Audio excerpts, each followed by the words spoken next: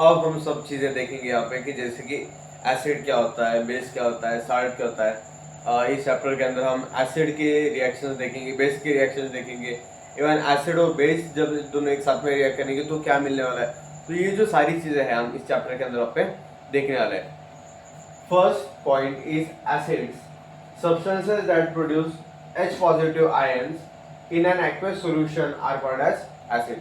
Aqueous solution मतलब क्या होता है, जिसके अंदर सॉल्वेंट क्या होता है, आपका वाटर होता है, राइट। तो वहां पे क्या होता है कि H पॉजिटिव जो आयंस होते हैं वो प्रोड्यूस होते हैं, ठीक है। और जहां पे आपको पता चल जाए कि वहां पे H पॉजिटिव आयंस प्रोड्यूस हो रहे हैं तो उसे आप क्या कहोगे, एसिड्स कहोगे, ठीक है। अब एसिड्स की कुछ प्रॉपर्टीज देख लेते हैं कि हमें कैसे पता चलेगा कि ये एसिड है या नहीं है, ठीक है।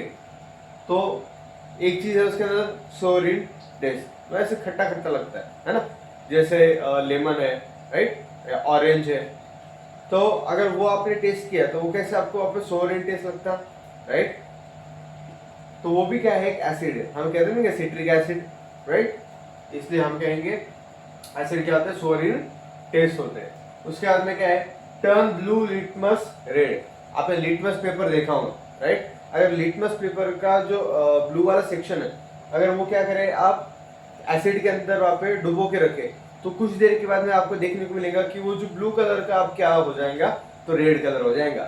तो अगर आपको चेंज होते हुए वहाँ पे दिख जाए तो समझ लेना वो क्या है, फिर एसिड है। उसके बाद में conduct electricity in aqueous solution. आपके पास में अगर एक्वेस सोल्यूशन है, ठीक है, तो उसके साथ उसके अंदर क्या होगा, फिर एसिड जो है वो इलेक्ट्रिसिटी क्या करेंगे, तो कंडक्ट करेंगे। That is the property of acid. उसके बाद में आखिरी का पॉइंट हम देखेंगे यहाँ पे, react with metal to release the hydrogen gas. अब क्या करते हैं, एसिड मेटल्स के साथ में रिएक्ट करते हैं। जब मेटल के साथ में एसिड रिएक्ट करे तो वो हमेशा क्या रिलीज करते हैं, तो हाइड्रोजन गैस वहाँ पे रिलीज करते हैं। अब इसके जो एग्जांपल्स वगैरह भी आएंगे हम इसके बाद में तो देखेंगे, और वहाँ पे आपको समझ में आ जाएगा। हम कुछ रिएक्शन देखेंगे, जैसे एसिड और मेटल की रिएक्शन देखेंगे, उनके एग्जांपल देखेंगे और देखेंगे कि कैसे हाइड्रोजन गैस वहाँ पे रिलीज हो रहा है। तो एग्जांपल्स क्या है एसिड्स के, जैसे कि यहाँ पे मैंने मेंशन करे हुए कुछ examples. For example hydrochloric acid, जिसका फॉर्मूला क्या है, तो HCl है, राइट। अभी हमने क्या देखा, एसिड वो सब्सटेंस है जो क्या करते हैं, एक्वेस सॉल्यूशन के अंदर H पॉजिटिव आयंस क्या करते हैं, प्रोड्यूस करते हैं। अब अगर मैं एग्जांपल लूँ HCl का, ठीक है, तो HCl के जो आयंस रहेंगे वो कैसे रहेंगे, वो रहेंगे H पॉजिटिव और Cl निगेटिव। तो हम देख सकते हैं यहाँ पे कि HCl के अंदर कौन सा आयन प्रोड्यूस हुआ पे, तो H पॉजिटिव आयन वहाँ पे प्रोड्यूस हुआ, इसलिए HCl क्या है, तो एसिड है, ठीक है। उसके बाद में हम देखेंगे सल्फ्यूरिक एसिड, फॉर्मूला क्या है उसका, H2SO4, nitric acid HNO3, acetic acid CH3COOH। अब हम देखेंगे बेसिस क्या होते हैं। Substances that produce OH negative ions in aqueous solution are called as bases. ऐसे सब्सटेंस जो क्या करेंगे, OH नेगेटिव आयंस को प्रोड्यूस करेंगे एक्वेस सॉल्यूशन के अंदर, उन्हें हम क्या कहेंगे, तो बेसिस कहेंगे। जैसे फॉर एग्जांपल अगर हमने NaOH ले लिया, ठीक है, तो NaOH जो है ये एग्जांपल किसका है, तो बेस का एग्जांपल, ठीक है। तो यहाँ पे जो आयंस रहेंगे वो किस फॉर्मेट में रहेंगे, वो रहेंगे Na पॉजिटिव और OH नेगेटिव। तो आप देख सकते हो यहाँ पे Na पॉजिटिव है और OH क्या है, तो नेगेटिव है, हो गया। यहाँ पे प्रोड्यूस हुआ OH नेगेटिव आयन, तो इसका मतलब क्या है, ये क्या किसका एग्जांपल है, तो बेस का एग्जांपल, ठीक है। अब कुछ प्रॉपर्टीज देखेंगे वहाँ पे बेसिस, ठीक है। टेस्ट बीटर होता है, ऐसे कड़वा लगता है टेस्ट, ठीक है। उसके बाद दूसरा सोपी टू टच, जैसे साबुन वगैरह होती है तो हाथ कैसे लगती हुई, ऐसे चिकट वगैरह, ठीक है। तो उसी प्रकार का वहाँ पे होता है ये बेस। उसके बाद में turn red litmus blue, acid के अंदर क्या हुआ था, ब्लू लिटमस हुआ था रेड, अब यहाँ पे क्या है, रेड लिटमस का हो जाएगा, ब्लू हो जाएगा। उसके बाद में सेम है यहाँ पे भी, उसके अंदर भी जैसे एसिड के अंदर था इलेक्ट्रिसिटी कंडक्ट कर रहा था एक्वेस सॉल्यूशन के अंदर, यहाँ पे भी क्या है, इलेक्ट्रिसिटी कंडक्ट होने वाली है एक्वेस सॉल्यूशन के अंदर। इसके बाद में जो हम कंसेप्ट देखने वाले हैं वो है इंडिकेटर्स। अब क्या होते हैं इंडिकेटर्स, वो हम देखेंगे। Indicators are substances that change colour. Indicators क्या है, ऐसे सब्सटेंसेस है जो क्या करते हैं, कलर चेंज करते हैं, और कहाँ पर वो कलर चेंज होता है उनका, तो एसिडिक और बेसिक मीडियम के अंदर। मीडियम कैसा रहा, एक तो एसिडिक रहे या बेसिक रहे, ठीक है, तो उसके अंदर क्या होगा, ऐसे जो सब्सटेंस रहेंगे जिनका कलर चेंज होगा तो उन्हें हम क्या कहते हैं, इंडिकेटर्स कहते हैं, ठीक है। टाइप्स ऑफ इंडिकेटर्स, इंडिकेटर्स के बहुत सारे टाइप्स है, वो टाइप्स हम वहाँ पे देखेंगे। उसके अंदर से जो पहला टाइप है वो कौन सा है, नेचुरल इंडिकेटर्स। अभी इसके अंदर हमने एक तो एग्जांपल देखा ही था प्रॉपर्टीज ऑफ एसिड और बेसिस के अंदर लिटमस पेपर का, राइट। उसी के साथ में हम वहाँ पे एग्जांपल दूसरा देखेंगे टर्मरिक, ठीक है। टर्मरिक हमारे सभी के घर में वहाँ पे मौजूद होती थी, जिसे हम कहते हैं हल्दी, ठीक है। सबसे पहले हम देखेंगे लिटमस। अब देखो क्या होता है, एसिड के अंदर जो लिटमस पेपर होता है, ठीक है, वो हमेशा कौन सा कलर शो करेगा, रेड कलर, ठीक है, वो acid. Base blue colour show करेगा, ये हमेशा बात ध्यान में रखनी है। लिटमस पेपर रेड दिखाई दे रहा है एसिड सॉल्यूशन के अंदर, कोई भी सॉल्यूशन के अंदर डिप करने के बाद, ठीक है, आपको पता नहीं है कि वो एसिड है या नहीं है, तो आपने क्या किया, उसके अंदर लिटमस पेपर को डाला, राइट। तो आपने अगर वहाँ पे देखा कि जो ब्लू लिटमस पेपर है वो रेड हो गया, तो उसका तो वो क्या है, एसिड है। रेड लिटमस पेपर अगर ब्लू हो जाए तो समझ लेना वो क्या है, बेस है। चलो ये देख लिया हमने लिटमस पेपर के बारे में। उसका दूसरा इंडिकेटर हमारा नेचुरल इंडिकेटर टर्मरिक, ठीक है। अब टर्मरिक अगर हमने वहाँ पे ली, ठीक है, और एसिड सॉल्यूशन के अंदर कोई भी सॉल्यूशन के अंदर बेसिकली अगर वो येलो कलर हमें बता रहा है तो समझ लेना वो क्या है, एसिड है। पर अगर वो रेडिश ब्राउन कलर बता रहा है हमारा टर्मरिक, तो समझ लेना वो क्या है, बेस है। अब हम देखेंगे सिंथेटिक इंडिकेटर, ठीक है। अब सिंथेटिक इंडिकेटर्स के कुछ एग्जांपल हमारे पास में है, फिनोल्फ्थालीन और मिथिल ऑरेंज। ये बात आपको बहुत अच्छी तरीके से ध्यान में रखनी पड़ेगी कि जब भी आपके सामने ये दोनों वहाँ पे आ जाए, क्योंकि ये थोड़ा इंपॉर्टेंट पॉइंट है, ठीक है। फिनोल्फ्थालीन और मिथिल ऑरेंज आपके फ्यूचर के अंदर भी आप कुछ भी करो, चाहे आप बैचलर्स की डिग्री लो, मास्टर्स की डिग्री लो, तो कहीं ना कहीं आपको केमिस्ट्री के अंदर ये दोनों वहाँ पे हमेशा देखने को मिल ही जाएंगे, ठीक है, फिनोल्फ्थालीन और मिथिल ऑरेंज, ठीक है। अब क्या होता है, अगर एसिड और बेस हमें वहाँ पे शो अप करना है, ठीक है, तो हम इन इंडिकेटर की मदद से, जैसे अगर हमारे पास फिनोल्फ्थालीन रहे तो हमें पता चलेगा कि अगर वो सॉल्यूशन उसके अंदर हम फिनोल्फ्थालीन अगर वहाँ पे डालें तो हमें अगर वो कलरलेस देखने को मिले, ठीक है, तो समझ लेना वो क्या रहेगा, एसिड रहेगा। पर वो सॉल्यूशन जिसके अंदर हमने फिनोल्फ्थालीन डाला है, तो वो अगर कलर चेंज हो जाए उसका और पिंक कलर बताए तो समझ लेना वो क्या है, बेस है, ठीक है। उसके बाद में अगर हमारे पास में एसिड है, एसिड के अंदर अगर हमने मिथाइल ऑरेंज उसके साथ में क्या किया, रिएक्ट किया, ठीक है, तो हमें वहाँ पे जो कलर मिलने वाला है, तो अगर वो रेड कलर दिखाई दे तो समझ लो एसिड है वो, ठीक है। और बेस रहे तो हमें कौन सा कलर शो अप होगा, वहाँ पे येलो कलर शो होने वाला है, ठीक है। तो ये है हमारा सिंथेटिक इंडिकेटर।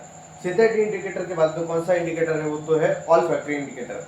पर ऑल्फैक्टरी इंडिकेटर के अंदर क्या होता है, एसिडिक और बेसिक मीडियम के अंदर क्या होता है, तो स्मेल क्या होता है, वहाँ पे चेंज होते रहता है। उसके एग्जाम्पल क्या है, जैसे ओनियन, वैनिला, क्लोव ऑयल। तो ये कुछ ऐसे एग्जाम्पल है जिसके अंदर क्या होता है, एसिड रहा या बेस रहा तो उसके साथ ही साथ इनका क्या होता है, एक स्मेल चेंज होता है, मतलब उनका जो ऑर्डर है वो कहीं ना कहीं चेंज होते रहता है। तो हमें समझ में आएगा कि अगर स्मेल चेंज हो रही है, ठीक है, तो वो एसिड है या वो बेस है, ठीक है, तो वो सारी चीज़ें इन इंडिकेटर्स के थ्रू पे हमें समझ में आ जाता है। तो हमने यहाँ पे क्या देख लिए, इंडिकेटर्स का भी वहाँ पे पार्ट देख लिया है। अब जो हम सबसे इम्पोर्टेंट पॉइंट इस चैप्टर का देखने वाले हैं वो है chemical properties of acids. Acid की क्या केमिकल प्रॉपर्टीज होती है, ठीक है। जैसे हमने अभी तक जनरल प्रॉपर्टीज देखी थी एसिड्स की, पर अब जो इम्पोर्टेंट प्रॉपर्टीज हम देखेंगे वो रहेगी केमिकल प्रॉपर्टीज ऑफ एसिड्स। जैसे केमिकल प्रॉपर्टीज ऑफ एसिड्स रहेंगी, similarly chemical properties of basis भी वहाँ पे रहने वाले, वो सारी चीज़ हम देखेंगे, ठीक है। सबसे पहले यहाँ पे जो प्रॉपर्टी है वो रहेंगी रिएक्शन विथ मेटल्स। एसिड क्या करते हैं, मेटल्स के साथ में रिएक्ट करते हैं, ठीक है। और इसके पहले भी जब हम जनरल प्रॉपर्टीज देख रहे थे उसके अंदर मैंने एक चीज़ बताई थी कि यहाँ पे है ना हाइड्रोजन गैस क्या होगा, रिलीज होगा। एसिड के अंदर हाइड्रोजन गैस वहाँ पे रिलीज होगा, जब वो किसके साथ में रिएक्ट करेंगे, तो मेटल्स के साथ में रिएक्ट करेंगे, ठीक है। तो यहाँ पे उसकी जनरल इक्वेशन देख लेता हूँ। जनरल इक्वेशन क्या रहेगा, जब एसिड और मेटल एक साथ में रिएक्ट करेंगे तो हमेशा वहाँ पे क्या प्रोड्यूस होने वाला है, तो वहाँ पे साल्ट प्रोड्यूस होने वाला है और साथ में हाइड्रोजन गैस क्या होगा, वहाँ से इवॉल्व होगा, ठीक है। इसका एक एग्जांपल देख ले तो मतलब आपको वहाँ पे टोटल वहाँ पे चीजें समझ में आ जाएंगी। जिंक मेटल है, बराबर, जिंक मेटल है, H2SO4 क्या है? Sulphuric acid. Sulphuric acid is a acid, ठीक है। अब जिंक और सल्फ्यूरिक एसिड मतलब एसिड और मेटल एक दोनों साथ में रिएक्ट कर रहे हैं, तो क्या मिल रहा है हमें? ZnSO4 मतलब जिंक सल्फेट। और ये जो जिंक सल्फेट है ये क्या है? तो ये साल्ट है। Zinc sulphate is salt. और वहां पे कौन सा गैस रिलीज हो रहा है? तो हाइड्रोजन गैस रिलीज हो रहा है। अब आपको कैसे समझ में आएगा कि वहां पे रिलीज हो रहा है, ठीक है? उसको नोटिफाई करने के लिए मैंने यहाँ पे एक एरो निकाला। एरो की डायरेक्शन अगर अपवर्ड है, ऊपर के डायरेक्शन के अंदर है, तो समझ लो क्या है वो? हाइड्रोजन गैस या कोई भी गैस रहेगा वहाँ पे, तो वो क्या हो रहा है? रिलीज हो रहा है, ठीक है। तो ये एग्जांपल है वहाँ पे एसिड और मेटल का। आई होप आपको पहली जो प्रॉपर्टीज है, ठीक है, रिएक्शन ऑफ मेटल्स के अंदर का एक पॉइंट वहाँ पे आपको समझ में आ गया होगा। अब इसके बाद में आगे हम आपके सारे पॉइंट्स वहाँ पे देखेंगे। नेक्स्ट प्रॉपर्टी है रिएक्शन विथ मेटल कार्बोनेट्स। इसके पहले जो हमने देखा था रिएक्शन विथ मेटल्स, उसके अंदर क्या हमारे पास में प्रोडक्ट मिल के आया था। तो जब हमने एसिड और मेटल्स को रिएक्ट किया था तो हमें क्या मिला था? सॉल्ट मिला था। तो सिमिलर मैनर के अंदर भी जब हम मेटल कार्बोनेट्स को रिएक्ट करेंगे, ठीक है, एसिड के साथ में, फिर भी हमें क्या मिलने वाला है? तो सॉल्ट ही मिलने वाला है। पर इसके अंदर के जो बाय प्रोडक्ट रहेंगे अलग रहने वाले हैं, जैसे कि यहाँ पे कार्बन डाइऑक्साइड और वाटर हमें वहाँ पे मिलने वाला है, ठीक है। देखो मेटल कार्बोनेट है, मेटल कार्बोनेट के अंदर हमेशा एक बात ध्यान में रखना, एग्जाम्पल चाहे कोई भी रहो तो उसे हम कैसे रिप्रेजेंट करेंगे। फॉर एग्जाम्पल अगर मेटल को मैंने एज एन एक्स रिप्रेजेंट करता हूँ मैं वहाँ पर, मेटल कोई भी हो सकता है, जैसे इसके पहले क्या था? जिंक था, तब आप Fe ले सकते हो, ठीक है। ये बहुत सारे एग्जाम्पल आ जाएंगे वैसे तो, ठीक है। कार्बोनेट हमेशा ध्यान में रखना है CO3, ठीक है। कार्बोनेट मतलब क्या रहेगा? CO3 रहेगा, उसका फॉर्मूला है, ठीक है। जब आपको इस फॉर्मेट के अंदर अगर आपको कंपाउंड दिया हुआ है, अगर वो आपको देखने को मिल रहा है, ठीक है, या आपको एक फॉर्मूला दिया हुआ है, एक इक्वेशन दी हुआ है, और आपको नहीं समझ में आ रहा है ना, जब हम यहाँ एग्जाम दे रहे हैं तो एग्जाम के नीचे वहाँ पे हमें नाम लिखना होता है, तो बच्चों को कभी कभी क्या होता है? कंफ्यूजन आता है कि सर ये एक्चुअली है क्या। तो अगर आप ऐसे वहाँ पे लर्न करोगे तो कहीं ना कहीं आपका काम वहाँ पे आसान होने वाला है, ठीक है। अब यहाँ पे इसकी जनरल इक्वेशन देखेंगे हम। जैसे एसिड और मेटल कार्बोनेट साथ में अगर रिएक्ट करें तो क्या मिलता है हमें? सॉल्ट, कार्बन डाइऑक्साइड और वाटर। ये तो अभी हमने फिलहाल में ही देख लिया था, ठीक है। उसका एक एग्जाम्पल देख लेते हैं, मतलब वो चीज़ें आपको आसानी से समझ में आ जाए, ठीक है। यहाँ पे मैंने एग्जाम्पल लिया है Na2CO3, मतलब ये क्या है? एक मेटल कार्बोनेट है। यहाँ पे सोडियम जो है, तो सोडियम क्या है हमारा? मेटल। CO3 कार्बोनेट, जैसे मैंने अभी बताया आपको, ठीक है, मेटल कार्बोनेट हो गया। उसके बाद में अब मेटल कार्बोनेट को क्या किया? मैं एसिड के साथ में रिएक्ट किया। ये HCl क्या है? हाइड्रोक्लोरिक एसिड है। अब ये दोनों जब साथ में रिएक्ट करेंगे तो हमें क्या मिलेगा? NaCl। और मैंने पहले ही बताया आपको NaCl वो NaCl तो सभी को पता है, NaCl क्या है? एक सॉल्ट है, ठीक है, NaCl। उसके बाद में हमें बाय प्रोडक्ट क्या मिल रहे हैं? कार्बन डाइऑक्साइड प्लस वाटर, ठीक है। तो ये हमारी इक्वेशन रहेंगी, ये हमारी रिएक्शन है जिसके अंदर एसिड और मेटल कार्बोनेट हमेशा जब भी रिएक्ट करे तो हमें सॉल्ट, कार्बन डाइऑक्साइड और वाटर वहाँ पे देते ही देते हैं।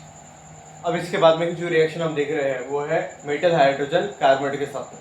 इसके पहले भी हमने एक फॉर्मूला देखा था आपको समझने के लिए, तो यहाँ पे भी XHCO3 ऐसे आप इसको ध्यान में रख सकते हो, ठीक है, कि मेटल हाइड्रोजन कार्बोनेट को रिप्रेजेंट करना है हमें इस फॉर्म के अंदर। X हमारा रहेगा मेटल, H हाइड्रोजन और CO3 कार्बोनेट ग्रुप, ठीक है। इसके बाद में हम देखेंगे इसका एक जनरल इक्वेशन। जनरल इक्वेशन क्या होता है? मेटल हाइड्रोजन कार्बोनेट का और एसिड का रिएक्शन का, वो होता है एसिड जब मेटल हाइड्रोजन कार्बोनेट के साथ में रिएक्ट करे तो हमेशा हमें क्या मिलने वाला है? सॉल्ट, कार्बन डाइऑक्साइड और वाटर, ठीक है। इसका एक एग्जांपल देखेंगे। जैसे हमने यहाँ पे फिर से सोडियम मेटल लिया है, पहले भी जो रिएक्शन देखी थी हमने वहाँ पे भी हमने सोडियम मेटल ही लिया था, फिर से हम वही लेते हैं सोडियम मेटल। जब आपका सोडियम हाइड्रोजन कार्बोनेट, इसका नाम क्या है? सोडियम हाइड्रोजन कार्बोनेट, ये HCl के साथ में रिएक्ट करेगा, मतलब हाइड्रोक्लोरिक एसिड के साथ में जब ये रिएक्ट करेगा तब हमेशा हमें क्या मिलने वाला है? सॉल्ट मिलने वाला है। और यहाँ पे कौन सा सॉल्ट मिला है? NaCl, Na, ठीक है, और ये Cl। बाकी का ये जो ग्रुप है H2CO3, तो वो CO2 और वाटर के फॉर्म के अंदर हमें वहाँ पे एज एन बाय प्रोडक्ट वहाँ पे क्या हो रहा है? तो मिल रहा है, ठीक है। तो देख सकते हो आप यहाँ पे NaCl प्रोड्यूस हो रहा है, मतलब सॉल्ट प्रोड्यूस हो रहा है। और जैसे हमारी यहाँ पे जनरल इक्वेशन हमने यहाँ पे बताई थी कि एसिड और मेटल हाइड्रोजन कार्बोनेट जब एक साथ में यहाँ पे रिएक्ट करे तो हमेशा क्या प्रोड्यूस होता है? सॉल्ट वहाँ पे प्रोड्यूस होता है with the by product of carbon dioxide और वाटर।